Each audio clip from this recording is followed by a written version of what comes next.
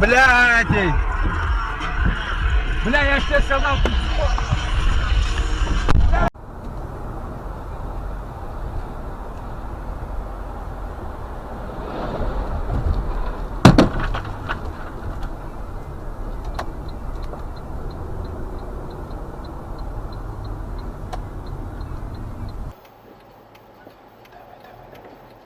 Там не ваша. Газелька еще идет чуть-чуть есть. Оба! Ох! Мы спровоцировали его. 2 сентября. Ну, я на зайти начал.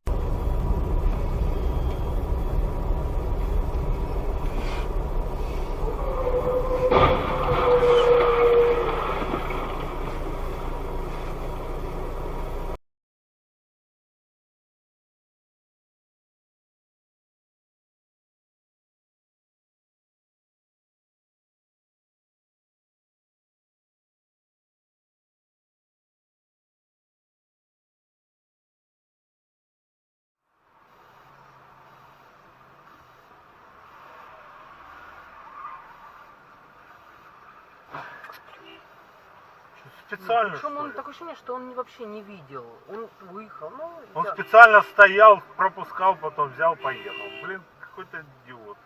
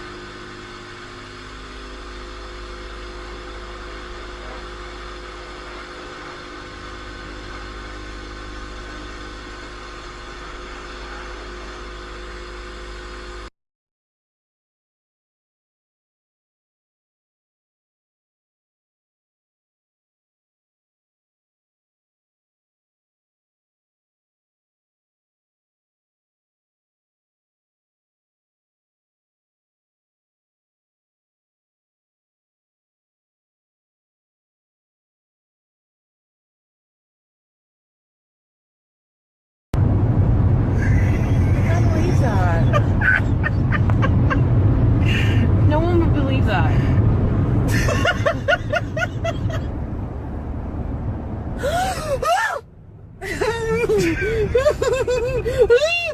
Oh, baby, he's gonna get up here. Трамвай, трамвай. Да, понятно, что народ не выносит вот это развлечение, домой. Ну да.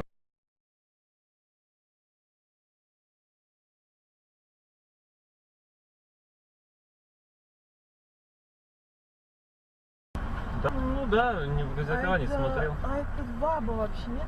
Или мужик? Да. Девочка.